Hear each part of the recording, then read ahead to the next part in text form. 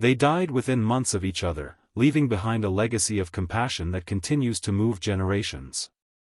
The war was filled with destruction, hatred, and unimaginable loss. But stories like this stand as reminders that even in the darkest chapters of history, humanity can survive. A single act of compassion, a moment of choosing mercy over violence, can echo across decades, shaping lives long after the guns fall silent. And sometimes, the greatest victories are not won by force, but by choosing not to pull the trigger. If you want more forgotten stories from history's darkest and brightest hours, don't forget to subscribe. For years, Charlie struggled with nightmares of that mission. But amidst the fear, one memory stood out like a beacon: the German pilot who showed mercy. Meanwhile, Franz Stigler continued fighting, but the war changed him. He flew missions, but after that day, he found himself looking at enemy aircraft differently, remembering the young men in the B-17. He often wondered whether they survived. He never received an answer. Yet he hoped.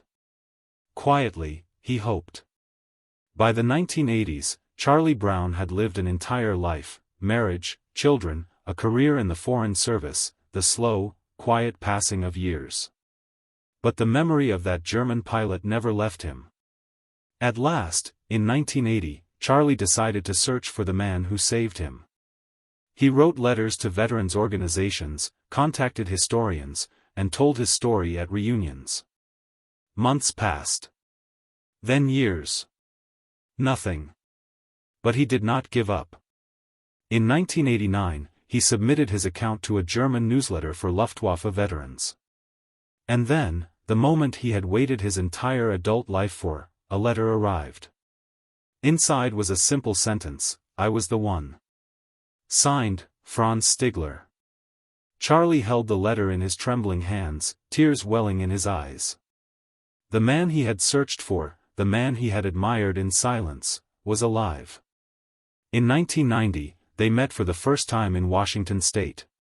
The moment they saw each other, something remarkable happened: they didn't shake hands. They embraced, like brothers who had been separated for a lifetime. They spent hours talking about the mission, about life, about the moment that bound them together. Charlie told Franz, "I never hated you. I owe you my life." Franz replied softly, "I could not kill you. I would not have been able to live with myself." From that day on, they became inseparable. They visited each other often, spent holidays together, and traveled to schools to share their story, a story of morality in war. Charlie watched as Franz's expression shifted. It was not hatred. It was not victory. It was the look of a man wrestling with his conscience, a man weighing orders against humanity. If Franz escorted the bomber to safety, he risked being court-martialed, losing his rank, being executed for treason. If he fired, he would kill men who were already defeated, men who posed no threat. The silence between the two aircraft felt endless. Then Franz Stigler made his choice. He signaled calmly with his hands, guiding the bomber toward the sea. Slowly, he positioned his fighter alongside it, not as an attacker, but as a guardian. As they flew together, German anti-aircraft guns below hesitated, confused by the sight of two enemy aircraft flying in formation. Franz stayed with the bomber until the coast appeared. Then, with a final salute, a gesture of respect that transcended the war, he turned away.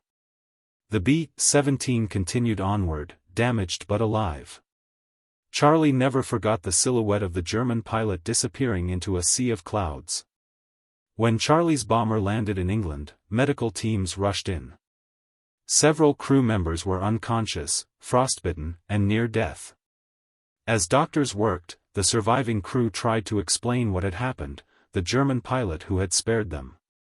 The officers listened but dismissed it. They feared the story would encourage dangerous sympathy among American pilots. Charlie was told never to speak of it again. But silence didn't erase the memory. Inside the aircraft, crewmen were bleeding, controls malfunctioned, radios were destroyed, and smoke filled the cabin. Charlie, half-conscious at times, fought to keep the plane level. The bomber, once a symbol of American strength, was now a barely functioning skeleton limping through the air. As the rest of the bomber formation disappeared into clouds, Charlie's aircraft lagged behind, alone and helpless. Far below on a German airstrip, Franz Stigler noticed the crippled bomber drifting across the sky like a wounded bird. Instinct and training told him to take off and intercept. Franz launched into the air. He climbed rapidly, preparing for a final strike. But what he found shocked him. As he approached the bomber, he saw gaping holes large enough to crawl through. He saw men slumped over, bleeding, some unconscious. He saw terror mixed with determination in Charlie's eyes. And something in Franz froze. This was not war.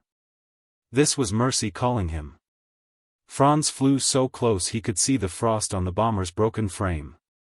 Inside, the American crew braced for the end. Charlie Brown, his breathing shallow, stared at the German pilot only feet away. He expected Franz to fire. He expected flames. He expected death. But Franz didn't fire. Instead, he studied the battered aircraft, realizing the Americans were defenseless, men fighting not to win, but simply to stay alive long enough to reach home. Franz Stigler grew up under the shadow of the Bavarian Alps. His childhood was filled with the sound of church bells and the scent of pine forests. His father, a strict but compassionate man, taught him the difference between duty and cruelty, lessons that would one day shape a decision in the skies. Franz became a commercial pilot before the war, trained to fly passengers gently across the German countryside. He loved the peacefulness of flight, the beauty of clouds, and the thrill of mastering the air. When war broke out, Franz reluctantly joined the Luftwaffe. He was not driven by ideology, but by a pilot's devotion to his crew and fellow soldiers. He quickly earned respect as a skilled aviator, surviving dogfights that would have ended other pilots in seconds. But behind every victory lay a cost. Franz watched close friends die in flames. He learned to endure the hollow feeling of returning alone from missions meant for many. His commanding officer once told him something that burned into his heart: fight with honor. If you ever shoot a man who cannot defend himself, you will have lost everything. It was a moral compass he held tightly, even as the sky tore itself apart around him. December 20, 1943. Charlie Brown and his crew took off before dawn, engines rumbling through icy air. Their target, an arms factory in Bremen, a heavily defended industrial zone. The flight toward the target was brutal. As the bomber formation approached Germany, flak guns roared from below. The sky filled with black clouds of shrapnel. Explosions rocked the formation from every direction. Charlie's B-17 was hit badly. Shrapnel tore through metal like paper. An engine burst into flames. The tail was shredded, leaving the gunner exposed to the freezing wind. When enemy fighters swarmed them, the bomber shook violently as bullets ripped through its wings. And in this world of smoke, steel, and fire, two young pilots, one American, one German, were about to collide in an encounter that would reshape both their lives. Charles Brown was born in the quiet hills of West Virginia, surrounded by farmland, oak trees, and the steady rhythm of rural life. The Great Depression defined his early years. He learned early that survival meant hard work, unity, and faith. As a boy, he dreamt of flying, often lying on his back in open fields, watching the sky while imagining the world beyond his small town. His father encouraged him, reminding him that hardships build character.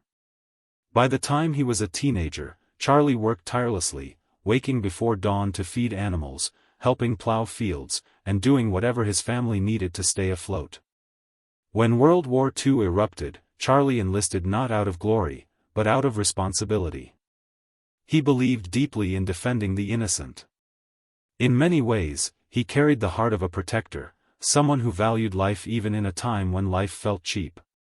By 1943, Charlie had survived missions that hardened most men beyond their years. He had seen bombers vanish in midair, felt the aircraft shudder under enemy fire, and watched friends burn as their parachutes failed to open. Yet, despite everything, he remained gentle, a quiet reminder that humanity can exist even in war. On the fateful morning of December 20, 1943, as he climbed into his B-17-ye-old pub, he carried both fear and determination. His mission was clear. But destiny had something far greater waiting for him. In 1943, over the frozen skies of Germany, an American fighter pilot made a decision in seconds, one that would save a life. What he didn't know was that the weight of that moment would follow him quietly for the next 40 years, echoing through his thoughts every time he looked at the sky. He had no idea that this single act, made in a time defined by destruction and cruelty, would return to him decades later, long after the war had fallen silent, and change everything he thought he knew about enemies, war, and the fragile humanity that can survive even in the darkest of times. The winter of 1943 was not just cold, it was merciless. Snowstorms swept across Europe, grounding entire units and freezing aircraft engines solid. Yet the war did not pause. It pushed forward relentlessly. On the Allied side, American bomber groups flew into the heart of Nazi-controlled territory almost daily.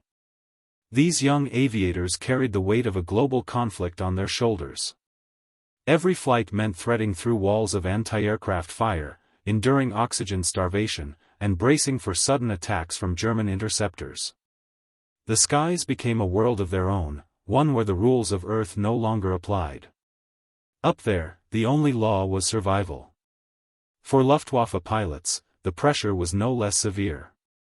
By late 1943, Germany's air force was stretched thin.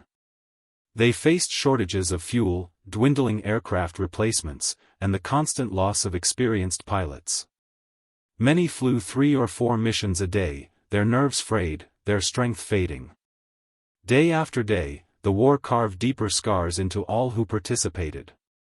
It was a time when, a single engine failure could mean freezing to death in minutes, a moment's hesitation could doom a crew, and the line between duty and morality blurred beneath the constant weight of orders.